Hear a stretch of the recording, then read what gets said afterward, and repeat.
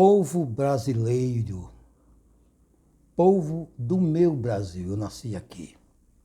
Tenho o Brasil como minha terra, então o povo brasileiro é o meu povo. Eu vos desejo muitas bênçãos da parte de Deus. Eu vos desejo que alcanceis a plenitude do conhecimento da palavra de Deus e vos torneis cristãos, guardadores da palavra e esperançosos do dia da vinda de Jesus. Que você não vá atrás de filosofia, como aconteceu com a caída da primeira igreja que eu digo lá no passado, no século II, a igreja estava prostituída pelas filosofias de homens que entraram no seio da igreja e foram filosofar. E aí Paulo mesmo advertiu, olha, não deis ouvidos à vã filosofia. A filosofia é coisa dos homens. A nossa parte não tem nada com filosofia. Os filósofos são pessoas inteligentíssimas, dotadas de um conhecimento diferenciado naquela área, né? Mas não quer dizer nada não. Eu já estudei filosofia do direito. Estudei isso aí. Estudei filosofia da biologia. Estudei isso aí. E daí? O que adianta para mim é filosofia bíblica, que não é filosofia. Na verdade, não é filosofia. Filosofia é uma prática que se diz, mas que não se comprova. E nós comprovamos, filosofia não se comprova. Quando você pega aquela filosofia que alguém aventa e você leva para a prancheta e torna ela material, aí sim. Por exemplo, quando Santos Dumont criou, inventou, aventou, imaginou que ele podia voar através de uma máquina, ele foi criando várias máquinas até chegar em uma que verdadeiramente ele saiu do chão. Primeiro andou 60 metros no Campos Elíseos.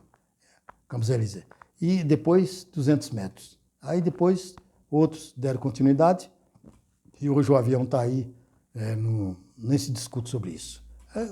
No começo era filosofia, mas nós somos da prática. Não somos da filosofia, nós somos da prática. Prática é o quê? Praticar a palavra de Deus. O que ela fala, nós vamos praticar.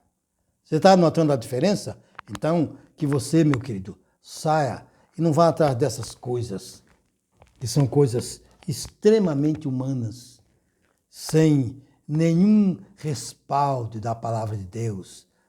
Então, venha para a palavra. E eu estou falando do livro de Apocalipse, no capítulo 16, nos versículos 1 ao 21. Estou falando da taça da ira de Deus, que vai ser derramada sobre a terra. Já falei até o quinto anjo, que teve a incumbência da parte de Deus de lançar o que estava dentro daquela taça. Aí você viu o resultado, está aí para você ver e ler na Bíblia e entender. Agora eu vou falar do sexto anjo. O sexto anjo derramou a sua taça sobre o grande rio Eufrates. Você sabe que existe na terra um rio chamado Eufrates? Só um parêntese.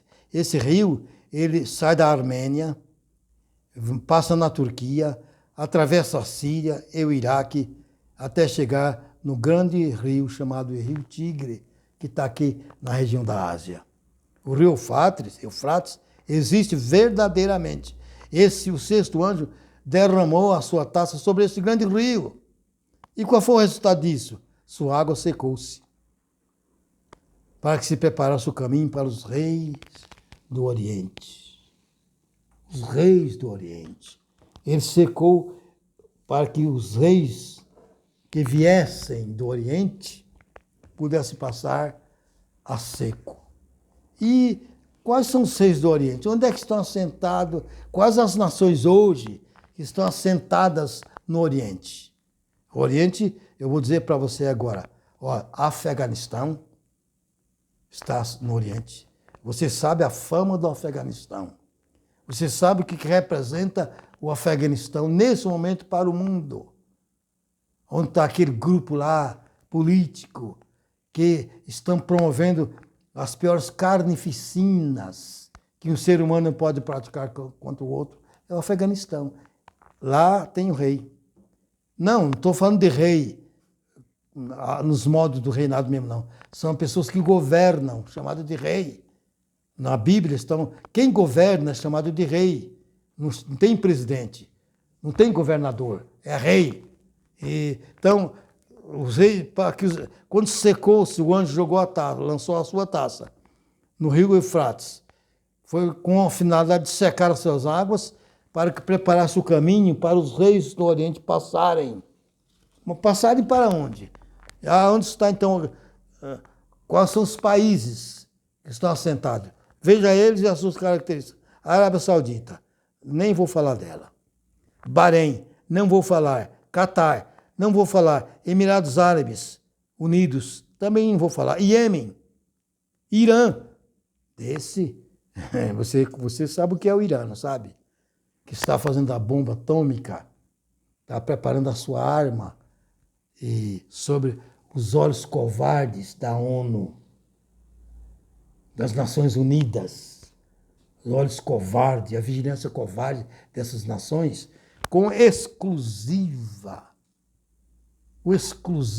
ordem de destruir um estado minúsculo, um estado pequenininho, eu estive lá. Ele tem 750 quilômetros, 760 quilômetros no seu comprimento, sentido longitudinal, e tem 150 quilômetros de largura. É um estado pequenininho, chama Israel. Eles estão fazendo arma atômica, e o mundo deles sabe disso, mas são covardes, para destruir, quer acabar com os 10 milhões de habitantes que moram naquele país. E lá não só judeu, porque lá também, dentro daquele país pequenininho, como estou falando, naquele território, mora também o povo palestino. Só na Cisjordânia tem 5 milhões e meio de palestinos. Lá na faixa de Gaza tem 2 milhões. Só aí são 7 milhões e meio de palestinos, mais 10 milhões de judeus, formam 17 milhões, que o Irã quer jogar arma atômica, está fabricando arma atômica sobre os olhos covardes das Nações Unidas para destruir, matar, acabar com esse povo. E o Iraque você conhece, também é lá do Oriente. Israel é do Oriente, Jordânia é do Oriente, Kuwait, Líbano, Omã, Síria, Turquia. A Turquia é um país misto, porque ele não é um país árabe, porém a doutrina dele é da doutrina de Maomé, ou seja, muçulmana. É a doutrina muçulmana, a Turquia. E é um país grande, tem cerca de 60 milhões de habitantes. E também é um país de guerra, muita força. Então, esse país que eu falei, quando secou-se o rio, quando o anjo lançou a taça que secou-se, é para preparar o caminho para que eles passassem. Mas passar para onde? De lá, de onde eles estão. Só tem que passar para o lado ocidental, onde está a Europa. E a Europa tem muitos países. Então, o que é isso? Também não vou aqui aventar nada. Eu sei que o anjo secou o rio com essa finalidade e eu subentendo que é uma condição beligerante. Eu subentendo que é uma condição beligerante. Bom, aí o sétimo anjo também lançou a sua... Mas antes de falar do sétimo anjo, vamos falar no capítulo do versículo 3 do livro de Apocalipse, 16, 13, que da boca do dragão, o dragão você sabe quem é, né? É o diabo. E da boca da besta, eu vou dar nome a ela depois, e da boca do falso profeta, você sabe que falso profeta é aquele que mente nas profecias, engana nas profecias, não fala a verdade, é falso profeta. Vi saírem 3 espíritos imundos, semelhantes a rãs. Você veja a qualidade dessas 3 pessoas. A besta, o falso profeta e o dragão. O dragão não é homem, o dragão é o diabo, né? É o demônio. No versículo 14, diz assim, porque são espíritos de demônios que fazem prodígios. Você sabe o que é prodígio? Lá onde você congrega, no ajuntamento de pessoas onde você está, lá ensinaram para você o que é um prodígio? Não? Então vou falar para você agora. É um grande acontecimento, uma grande realização. Por exemplo, quando o homem chegou na Lua, em 1969, aquilo é um prodígio. Olha, o homem chegou na Lua através de um módulo lunar. Chegou lá mesmo de verdade. A Lua é um satélite aqui pertinho de nós, 380 mil quilômetros daqui de onde nós estamos. Então, ele chegou lá, aquilo é um prodígio. É milagre? Não, prodígio não é milagre, mas milagre é prodígio. Porque é um grande acontecimento, é o que eu estou dizendo. Ligue-se na palavra, grande acontecimento, mas é prodígio. Então, são demônios que fazem prodígios. Esses que estão aqui na boca do falso profeta, na boca da besta e na boca semelhante a rãs, eles fazem prodígios. Um dia eu vou detalhar o que são os prodígios que eles fazem até hoje. E diz que eles vêm ao encontro dos reis de todo mundo para congregar para a batalha naquele grande dia de Deus Todo-Poderoso. Ou seja, a manifestação desses 3 seres semelhantes a rãs é exatamente fazer uma confederação para ir batalhar contra a volta de Jesus. Contra, quando Jesus chamar os seus, reunir os seus para o arrebatamento, ou para o governo dos 1000 anos, do milênio. Então, eles vão se manifestar, vão se reunir, se manifestar, tentando destruir o reino de Cristo, que é um reino indestrutível. Ninguém pode com Deus. E no verso 15 diz assim, Jesus adverte os seus, dizendo, eis que cedo vem como ladrão. Bem-aventurado aquele que vigia e não anda nu, para que ninguém vejam a vergonha da sua nudez. Mas como é andar nu? Andar pelado? Não. Aqui está dizendo da palavra. Quem não estiver na palavra está nu, é miserável, é pobre, é cego. Apocalipse nos diz isso, no capítulo 7. Mas aí vem o quê? Vem o 7º anjo que derramou sua taça no ar e saiu grande voz do templo do céu. No céu tem um templo de Deus. Do trono dizendo, está feito, ou seja, está acabado, não há mais o que fazer. E nesse momento, no verso 18, diz que houve vozes, trovões, relâmpagos, e um grande terremoto como nunca tinha havido desde que há homem sobre a terra. E a grande cidade, mas que grande cidade é essa? Qual é a maior cidade do mundo? Que eu saiba é Pequim, mas não é isso não. A grande cidade aqui é sentido figurativo, vou já dizer qual que é. A grande cidade fendeu-se em 3 partes, e as cidades das nações caíram, e da grande Babilônia se lembrou Deus, para dar ao cálice do vinho da indignação da sua ira. Está compreendendo? Meu prezado e amado irmão. Você está compreendendo?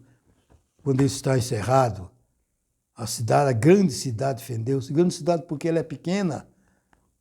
Tem 44 quilômetros quadrados hoje, nos dias atuais, mas ela congrega o mundo. Ela domina o mundo. Ela é grande porque dali sai o domínio do mundo inteiro. Sai o domínio de Pequim, de Ashton, Hiroshima, das grandes cidades do mundo. O domínio dela está nas grandes cidades do mundo. Por isso, ela é grande simbolicamente falando. Mas o tamanho dela hoje é 44 quilômetros quadrados. Bom, mas ainda,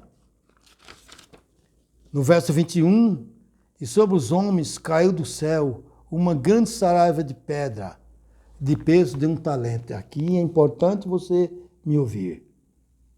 A saraiva de pedra que vai cair do céu sobre a terra, o peso dela é de um talento. Você sabe quanto pesa um talento? 58 quilos e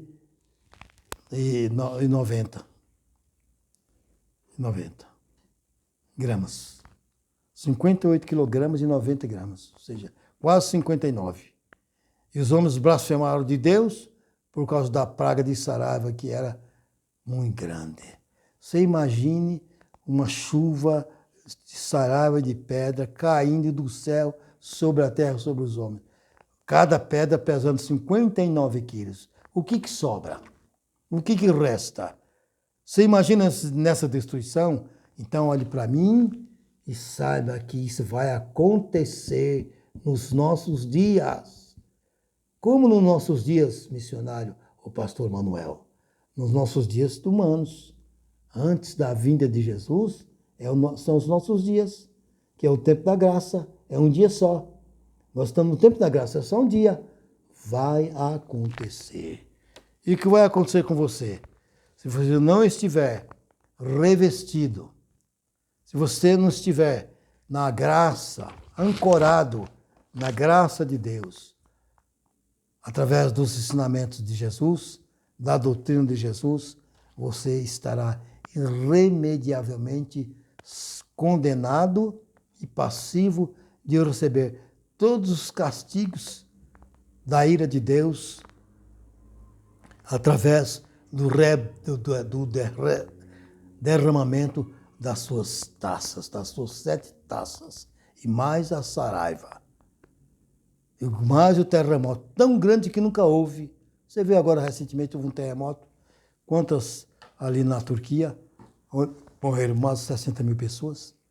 Terremoto que não demorou nem um minuto. Imagine esse terremoto aqui que vem via ira de Deus. Imagine, fuja da ira de Deus. Ensina o pregador, o apóstolo, e reconcilie-se com Jesus. Entregue-se a Jesus. Aceite a Jesus como seu Salvador e guarde os seus mandamentos. Eu oro por você nesse instante, dizendo que Deus te abençoe e te guarde, e que faça resplandecer sobre ti o seu rosto e te dê a paz. Em nome de Jesus. Amém.